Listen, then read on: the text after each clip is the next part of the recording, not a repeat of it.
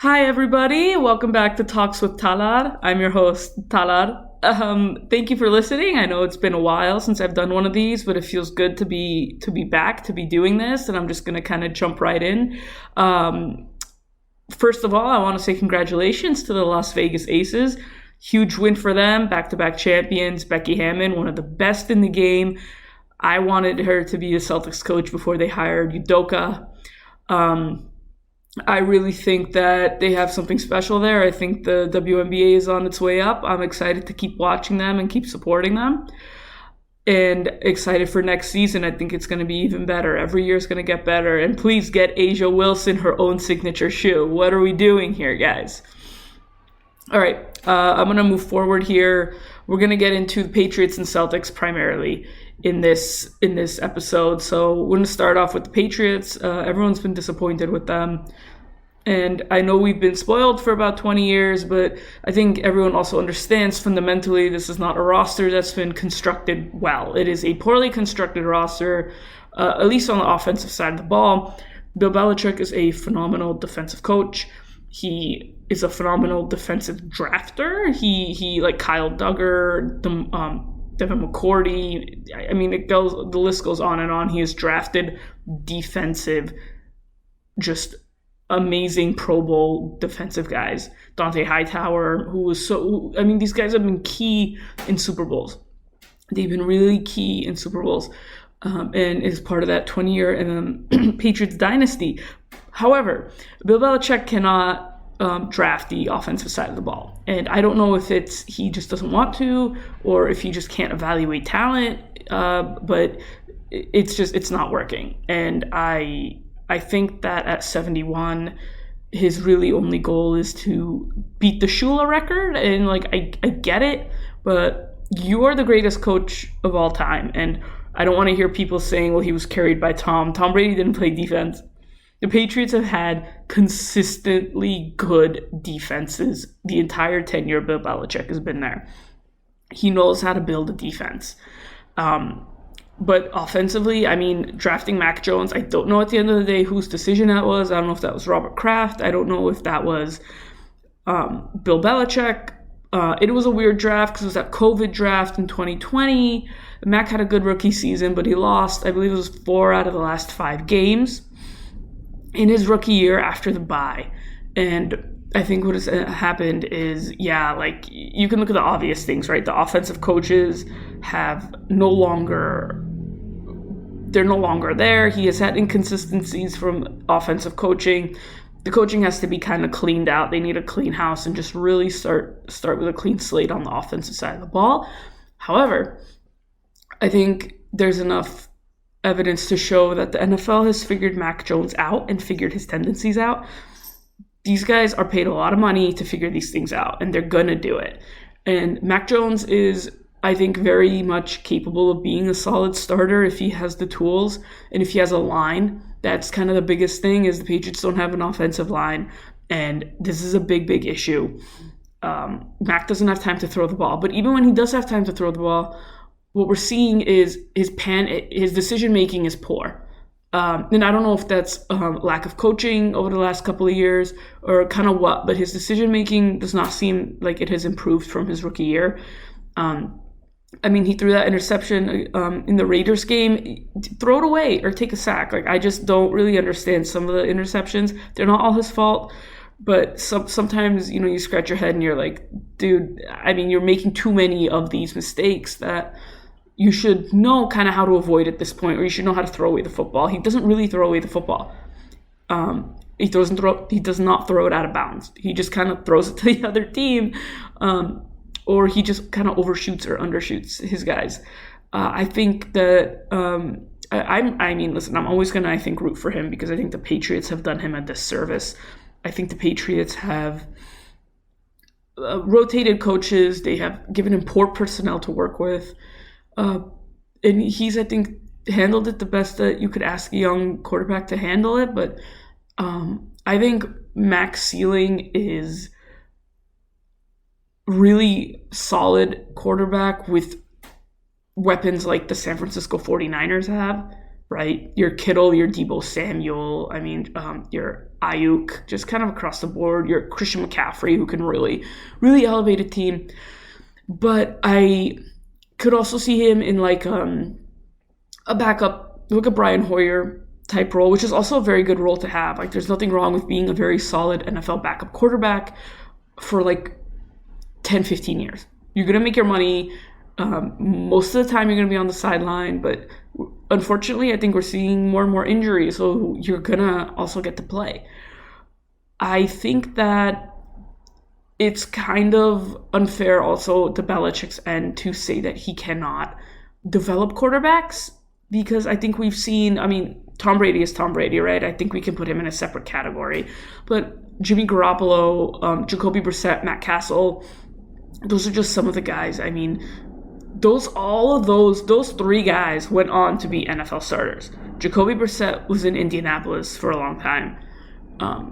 Jimmy Garoppolo is still bouncing around the league. He was in San Francisco for a good couple of years. Now he's in Las Vegas. He's a starting quarterback. And Matt Castle was a starting quarterback for Kansas City Chiefs. These guys come out of that system and they are starters. And when they drafted Garoppolo, I think we saw that, he was accurate. Garoppolo has interception issues too, absolutely. But Garoppolo is accurate.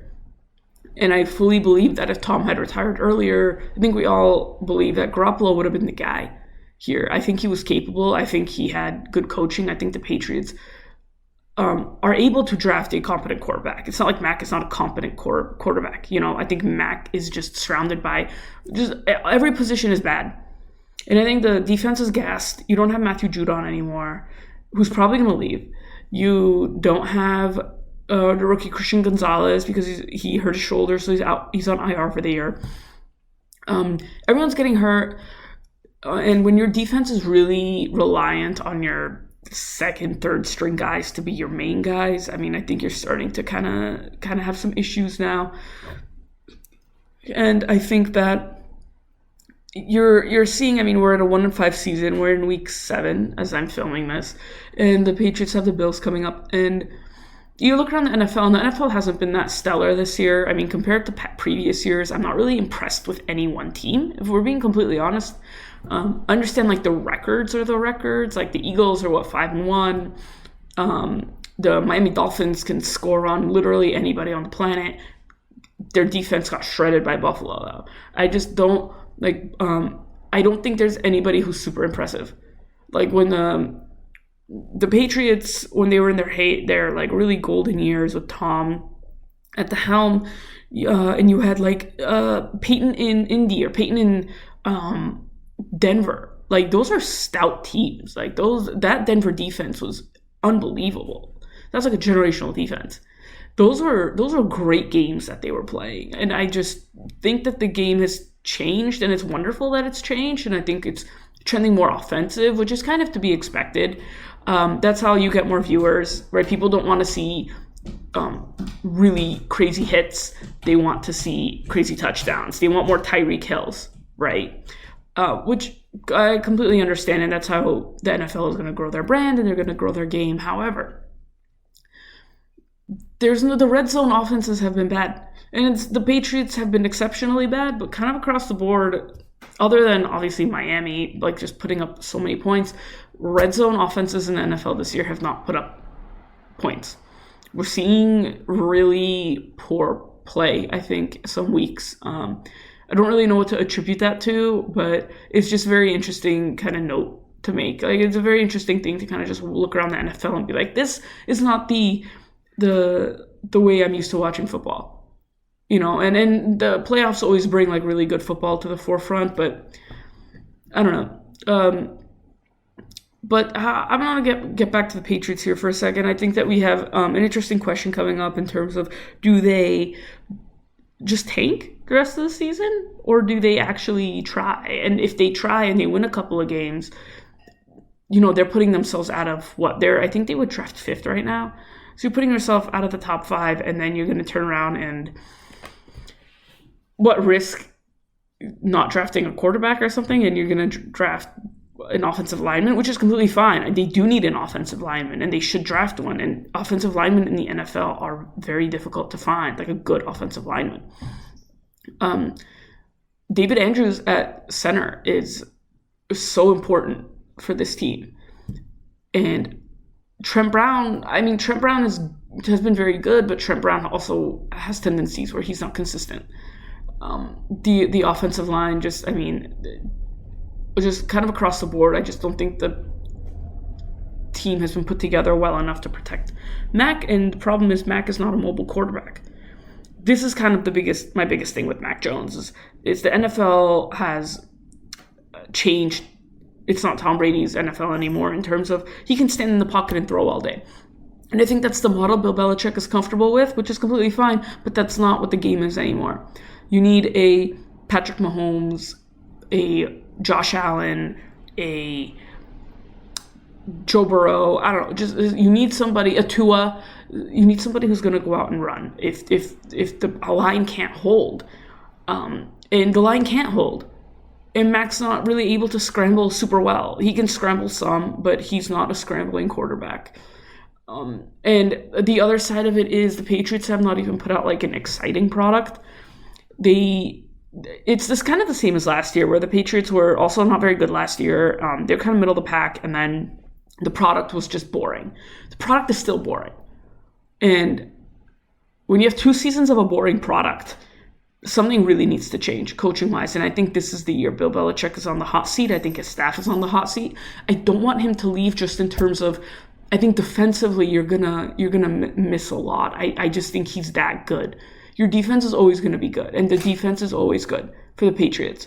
But I just think something has to change, and whether that's Mike Vrabel, whether that's elevating Gerard Mayo, I don't really know what the answer is. I haven't looked around the league enough. I think someone had mentioned Ben Johnson.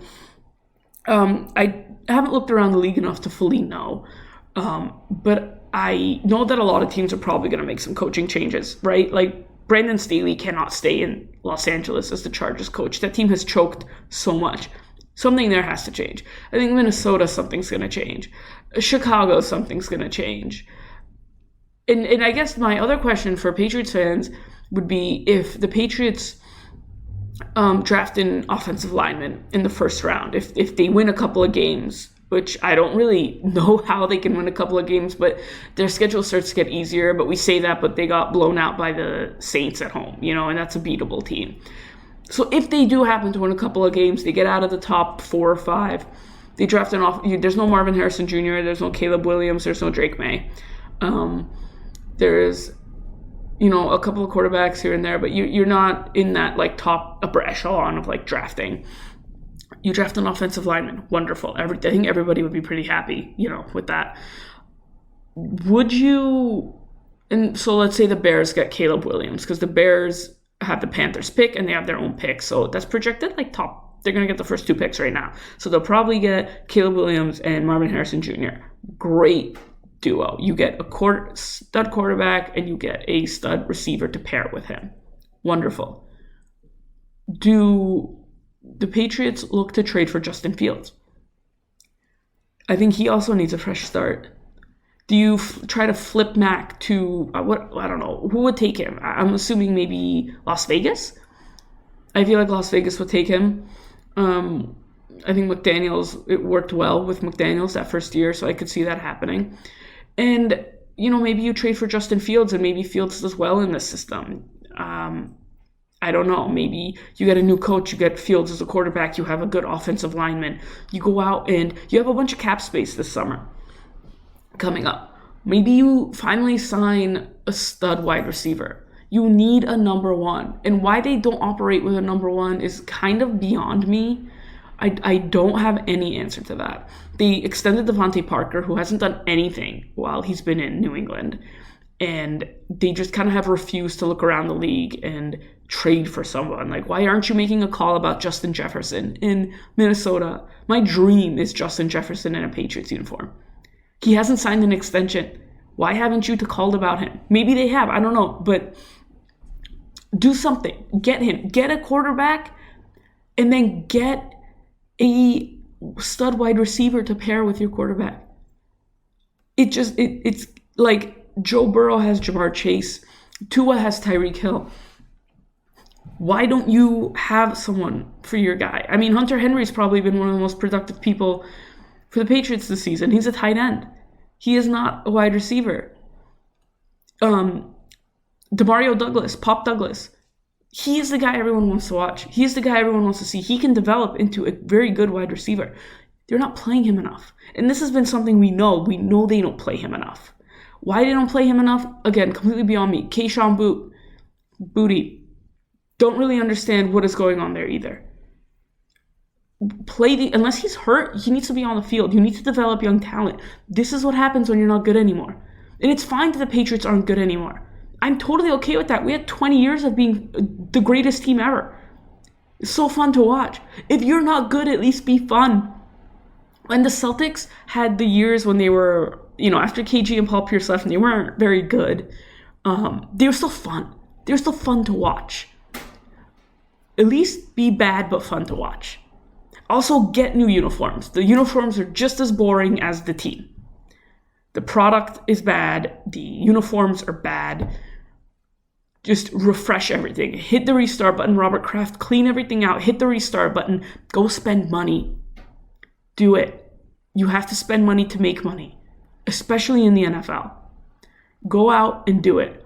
And this is a perfect transition, actually, to this. I want to say this one thing that's been rattling around in my brain lately is what I'm seeing from Bill Belichick is kind of the same tendency I saw from Danny Ainge kind of on his last year or two as the Celtics GM, which is Danny Ainge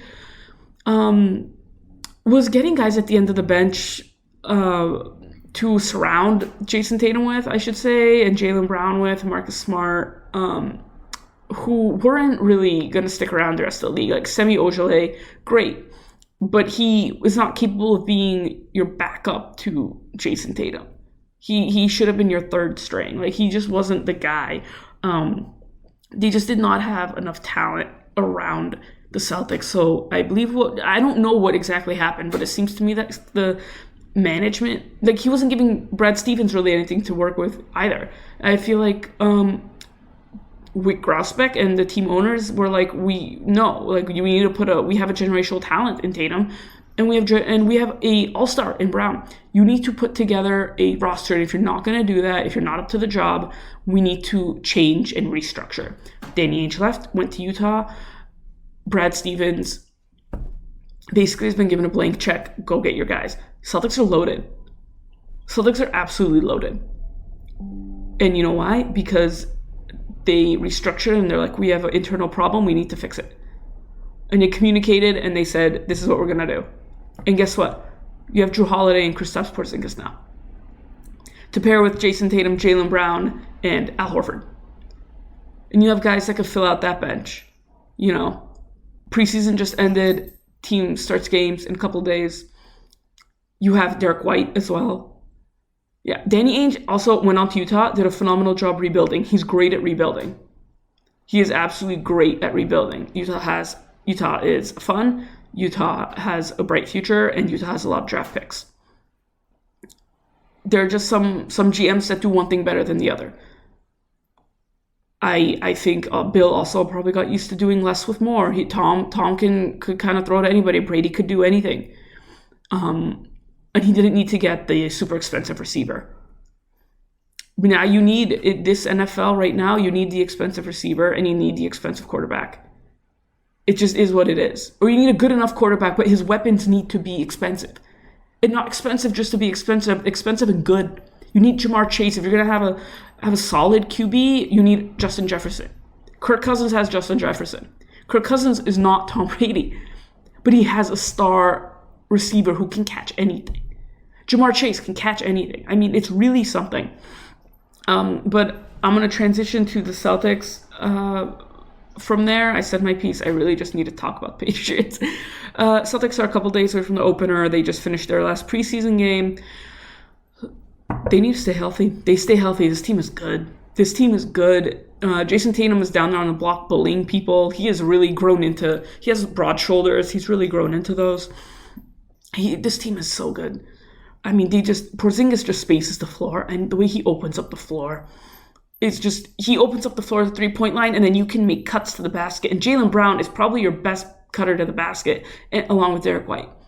They can cut to the basket. Derek White is blocking shots like he's 7 feet tall. I mean, Joe Mazzulla looks so comfortable. He has a real coaching staff this season. He sent out an email to the past Celtics, and were like, you need to pull up to practice. Paul Pierce was there. Rajon Rondo was there. Other people have been there. We need KG to pull up. That would be, that's unreal. That would be amazing. This team is on a mission. This team is focused. This team needs to stay healthy. That's my biggest concern. They stay healthy. I think they're the best in the East. I understand, Milwaukee. Milwaukee what? Who is defending on that team? Chris Middleton doesn't have knees anymore, man. And it stinks. But that's what it is. But that's why we play the game, right? Is you just don't know what's going to happen. There's a whole West Coast as well. The Phoenix Suns are there. The Lakers are there. You just have stacked teams. And the Denver Nuggets just won a title, And you always have to keep your eye on Miami because it's just, they might not. They might have gotten worse, but are they ever really out of anything we saw last year? No. Right? You just don't know. But what the Celtics have to do is just control what they can control. And honestly, they need to focus on Mazzulla ball, right? Joe Mazzulla's offense. He's an offensive-minded coach. He never thought. He has a quote from Media Day that said, "I didn't emphasize defense because to me it's obvious that you have to play defense." And this year, guess what? They're going to emphasize defense, and they have a 7'3" guy in the middle who can do it, who can really block some shots and be like a presence for you. Al Horford can come off the bench. And imagine how Al Horford coming off the bench with Jrue Holiday. I don't know what your lineup is, but Al Horford coming off the bench is huge, and it helps preserve him. He's up there in age in terms of the NBA. You need to preserve his legs the way you can. It's an 82-game season. He's probably not going to play back-to-backs, and he shouldn't. Derek White's your starting point guard, or is Jrue Holiday your starting point guard and Derek White is your 2? I like the offense running through Derek White. I really do.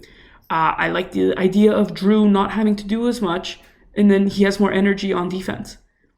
I think that's phenomenal. I think running the offense through Derek worked well in the playoffs last season, and we saw it, and I think that should continue. And then you can run the offense again through Jason if you need to. Run it through Tatum, absolutely. Tatum's big. Tatum, run the offense through him, pull him out to the 3-point line. Now you have all this space. You have this guy at the top with the ball who can do anything he wants to do and command so much attention. And he is just right at the top of the key, right at the top of the 3-point line. And now you have all these guys, and he starts driving, and everyone collapses in on him, and now everybody's open. Porzingis has a pick and pop, and now he's open for a shot. There are so many offensive opportunities for this team. They need to put it together on defense. I still think they're not quite there, but I think they will. I think they learned what happened last year. They were close, but they just couldn't stop anything. I think that Miami team was kind of unstoppable last year. I don't know. Everything went in. It was remarkable. But Spo's a great coach, and I think what happened is Brad Stevens got sick of Miami. I think what he did is he got sick of Miami, and he was like, I'm sick of your stupid zone. Your zone needs to never exist again. So he went out and was like, I hate trading Marcus, but I'm going to do this. The Brogdon deal fell apart. We know what happened there. He's like, I don't care what's going to happen. I am going to get Porzingis on this team. Porzingis breaks the zone. Because the whole idea of the zone is you can't shoot from outside, you have to shoot inside. Okay, well, here's the 7'3" guy who can kind of do everything. What are you supposed to do now? You can't shoot from outside? Okay, he's going to shoot over you. Bam Adebayo is great on defense. But you can't teach height. That is something they always say in NBA circles. You can't teach height. He's 7'3". And if you're zone on him, okay, congratulations. He's going to figure it out. Celtics are long. Celtics are big. They're going to bully you. And I think they're very determined. I never want to make predictions. I never want to jinx it or what have you. But I am feeling very excited about the season, very confident. I went to the first Celtics preseason game, and it was after the Patriots lost that afternoon. I think they lost to Dallas, maybe. I'm not really sure which one it was, but they got their tires blown out, like just absolutely awful. And I looked around and the TD Garden was full. You would think it was a regular season game. It was full. It was loud. It was so loud. Again, it was like a regular season game. Everyone was so excited. I have not felt energy like that at a Celtics game since Pierce, Allen, Garnett were here. It was really, really special. It was really special. And I think the city of Boston, sports-wise, we've been very spoiled. And I think it's been a little while. The Bruins also broke a lot of hearts last year. I'm not even an avid Bruins fan, but I was sad. I was like, man, what the heck is going on? The Red Sox are a mess. John Henry needs to sell that team. You're an unserious owner. You're an unserious baseball owner. You own a storied franchise, and no one wants to be your general manager because you are an unserious owner who does not want to spend money. The Red Sox could be more than what they are. The Patriots could be more than what they are. Cut a blank check. Do what the Celtics are doing. Find a core piece.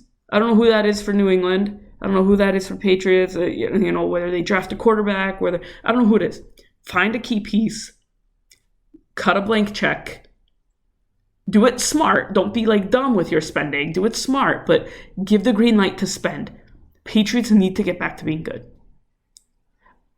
Everything is better when the Patriots are good. I think it's kind of like, I know everyone laughs when everyone's laughing that the Patriots are bad, and everyone laughs when the Lakers are bad, right? And as a Celtics fan, yeah, it's fun when the Lakers are bad. But from a business point, the league is better when the Lakers are good. If I'm head of the NFL, if I'm head of the NBA, you want the Lakers to be good. If Roger Goodell hates New England, and Kansas City has kind of filled that role of people are starting to hate them. No one hates Kansas City the way they hate New England. People hate the Patriots.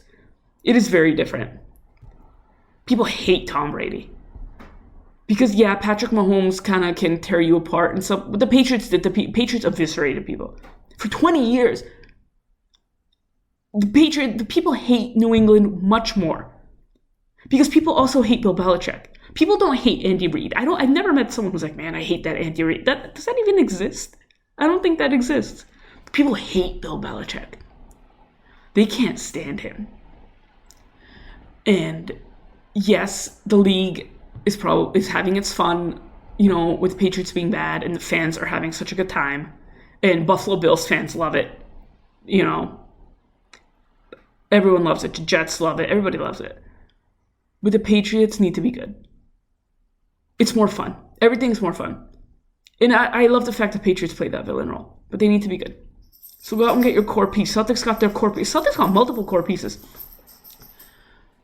And they wrote a blank check and they said, go out and spend and get our guys. We're going to go all in. And the owners are on record saying, we're going all in the next couple of years. They got Porzingis. They signed him to an extension. He signed a 3-year extension. 2 or 3 year. You can manage your books and do it smart, but you have to get pieces. I think we're learning a lot about team. I love team building. I think it's very exciting. But I think we're learning a lot about team building. And we've seen 2 ways to do it. One way to do it and one way to not do it. We've seen the Celtics do it, and we're seeing the Patriots not being able to do it. And there's no reason the New England Patriots should not team build, should not do it properly. Trade deadline's coming up, sell your assets. You might as well tank, get some draft picks out of it, see what you can do in April. You're not putting out any product that's worth watching. It's not. The Celtics, they sold when they had to. They were hard decisions, but guess what? They got draft picks out of it. Marcus Smart was 2 first-round picks.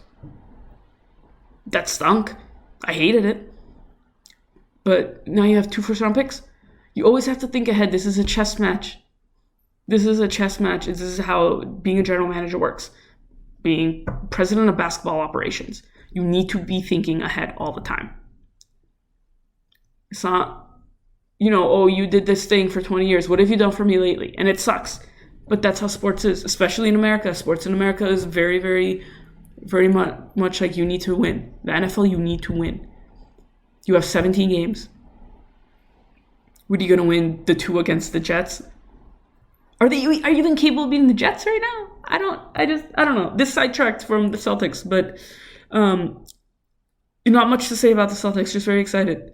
Very excited. I think that, if they stay healthy, we're in for a very fun year. But, that's my half hour. Thank you for listening. We'll see what happens with these two teams.